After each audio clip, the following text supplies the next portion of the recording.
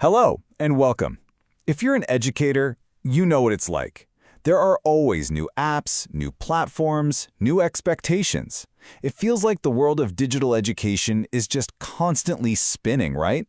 It can be a lot to keep up with. And really, it all comes down to this one big question. Being digitally skilled isn't just about knowing how to use the latest app. It's about something deeper.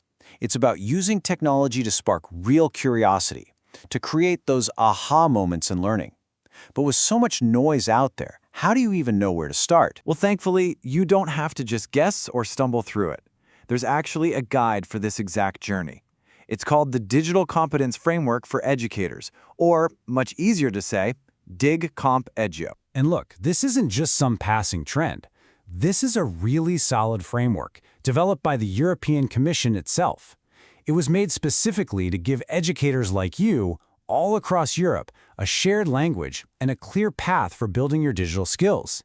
It doesn't matter if you're teaching kindergartners or university students. And this right here is the most important part. DigCompEdu is not a checklist of software you need to learn. It's all about the pedagogy, the art of teaching. It's focused on the how and the why. How do we use this tech to actually make learning better? Why are we choosing this tool over that one? It's about your competence in teaching, not just your competence with technology. So probably the best way to think about this whole thing is to see it as your own personal map. It's not a rigid rule book that tells you what to do. No. Instead, it shows you the entire landscape of digital teaching. It helps you find out where you are right now, and then helps you chart a course for where you want to go next. Okay, so what's on this map? Well, it's organized into 6 main areas of competence. And those 6 areas are then broken down into 22 specific skills.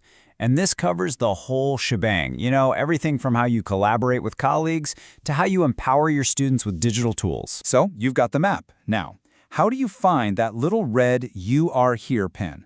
That's where the proficiency levels come in. They are designed to help you reflect on what you're already doing and see exactly where you stand on that map. And this is what that journey looks like. It's a path of professional growth with clear stages, taking you from just being aware of what's possible all the way to becoming a true innovator. The key thing here, it's a progression. Everyone starts somewhere. Let's kind of walk through it. You might start out as a newcomer, just getting aware of the digital world. Then you become an explorer. You start trying out some tools, seeing what they do. As an integrator, you're actually weaving tech into your lessons. Then you become an expert, using it strategically and with confidence.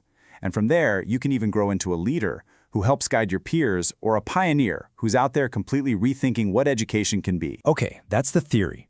But what does this actually look like in a real classroom? Let's get practical and use an example to make it super clear. Okay, let's take one skill, creating digital resources. An A2 explorer might take a worksheet they found and adapt it, or maybe make a simple slideshow. They're exploring what's possible. But a B2 expert, they're playing a different game. They are confidently building their own interactive resources and strategically mixing and matching tools to hit very specific learning goals. See the difference? It's a shift from just trying tools to applying them with real purpose. All right, so you've seen the map, you understand the journey. The big question now is, what's your next step?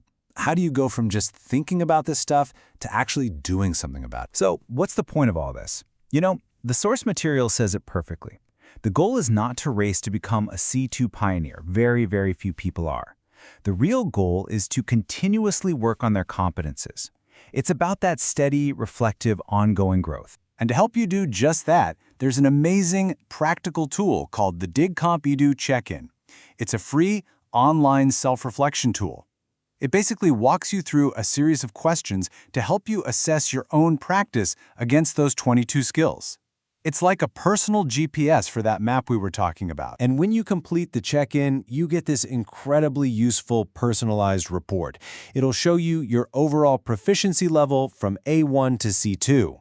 It gives you a snapshot of where you're already strong. And maybe most importantly, it gives you concrete feedback and ideas on how to develop your skills even further. It's a fantastic starting point. It is so important to remember. This is not about judging you or ranking you against other teachers. That's not the point at all.